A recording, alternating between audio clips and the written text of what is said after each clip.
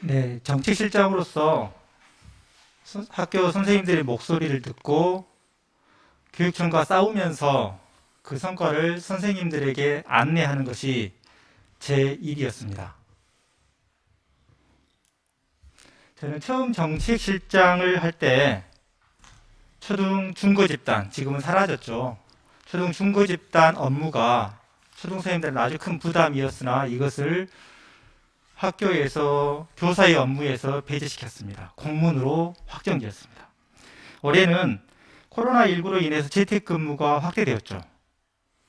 재택근무 처음에 선생님들은 매일 보고서를 작성하셨습니다.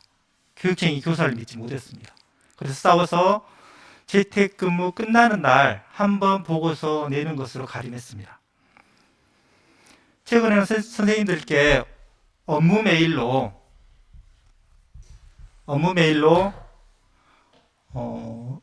교사 의무 연수 시간을 34시간이던 것을 19시간으로 줄였습니다.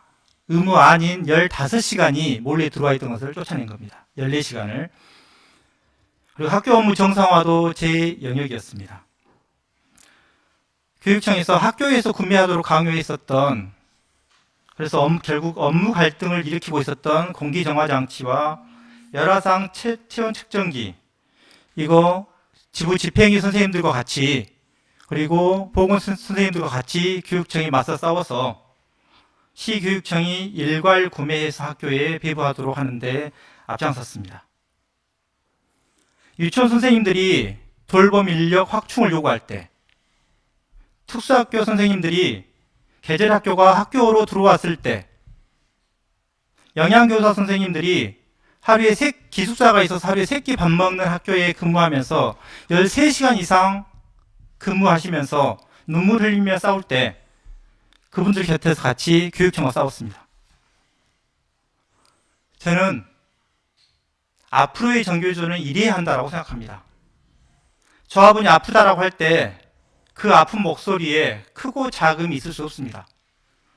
잘 듣고 실천해서 성과를 얻고 이 성과를 조합원과 나누면서 결국 조합원들의 자부심을 느끼는 이러한 정교조가 되기 위한 노력들을 진행하겠습니다. 주요 공약을 설명드리도록 하겠습니다.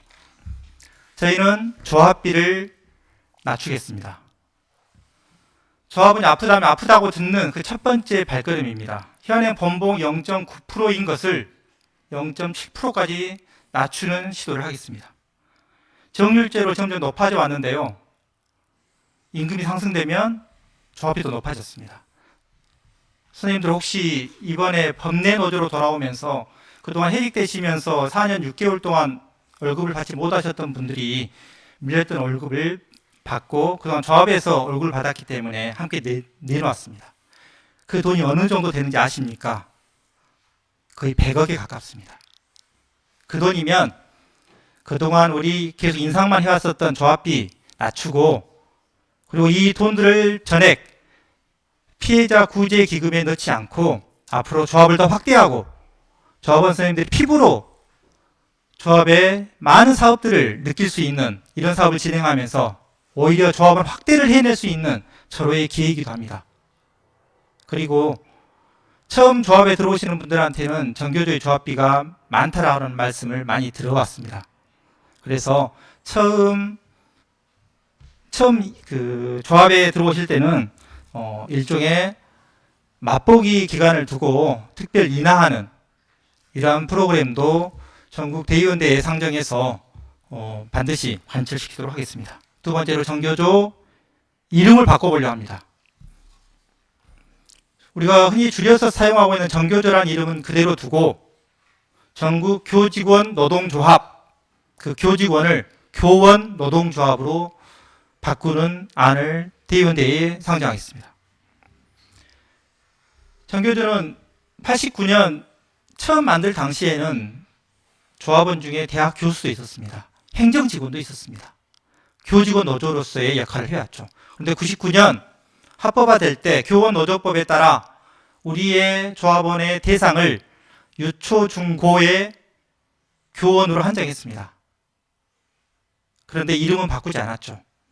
이제 정명, 바른 이름을 갖는 그 운동을 시작하고 우리의 정체성을 찾아가기 위해서 광주지부가 앞장서서 이 문제를 제기하겠습니다.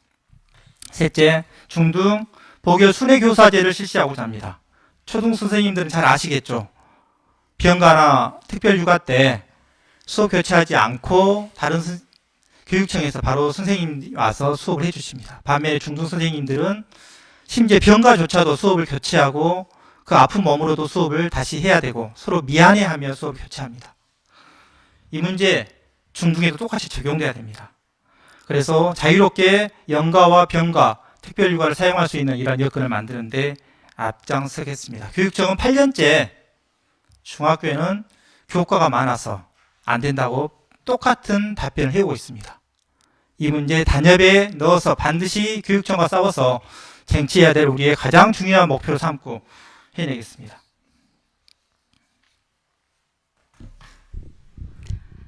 다음으로 제가 말씀드리겠습니다. 조합원 참여시대를 열겠습니다.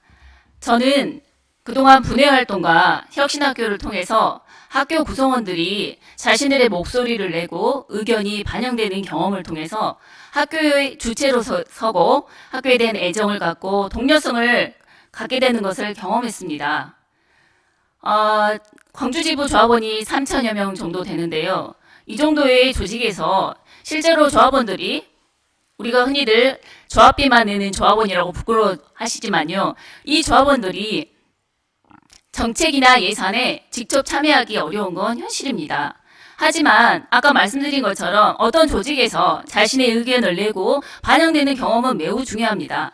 따라서 저희들은 단순히 설문조사나 토론회에 참여하는 것에 조합원들이 말씀하시는 의견을 참고하는 정도가 아니라 예산을 편성하고 하는 부분에 있어서도 직접 참여의 길을 열려고 합니다.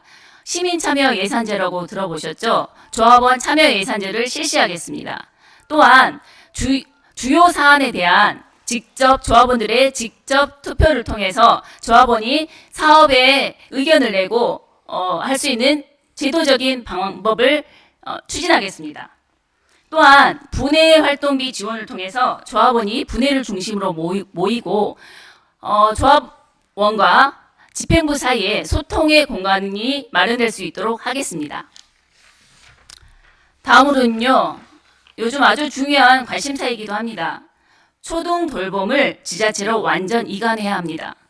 현재는 돌봄이 학교로 들어와 있는 상황이죠. 그러다 보니까 돌봄 겸용교실을 이용하게 되다 보니까 교사들이 많은 불편함을 겪고 있습니다.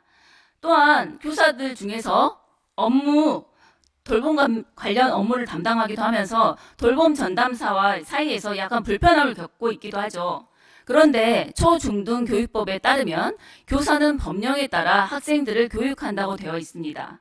이를 위해서는 돌봄이 학교 밖, 즉 지자체로 이관되어야 합니다. 돌봄이 학교 안으로 들어와 있는 이상 우리는 교사는 돌봄을 담당하지 않는다라고 선언하는 것만으로 해결되지 않습니다. 구성원들 간의 갈등만 증폭이 될 거라고 생각합니다. 현실적인 문제에 의해서 쉽지 않다는 것도 알고 있습니다. 하지만 현실적으로 가능하다고 한 것만 추진해야 할까요? 그 과정에서 일어날 수 있는 문제들은 학교와 지자체가 함께 노력하면서 해결해 가야 한다고 생각합니다. 마지막으로 조합원 복지에 관해서 힘쓰겠다고 말씀드리고 싶습니다. 교원도 퇴직 전에 사회 적응 연수, 안식년을 가질 수 있어야 합니다. 제가 이번에 알게 된 건데요. 교수나 학교 행정실장님들은 이게 가능하다고 합니다. 교원만 안 되는 거였어요. 전남 사례에서처럼 교육청이 건강검진비 지원비를 확대할 수 있도록 노력하겠습니다. 조합원의 삶의 질을 향상함으로써 학교에 대한 만족, 광주교육에 대한 만족, 그리고 학생 만족감을 높이고 학생 교육에 더욱 힘을 쓸 수 있도록 노력하겠습니다. 학교 현장의 변화를 조합원과 함께 만들겠습니다. 기호 2번 김재옥, 송지은 후보를 선택해 주십시오. 감사합니다.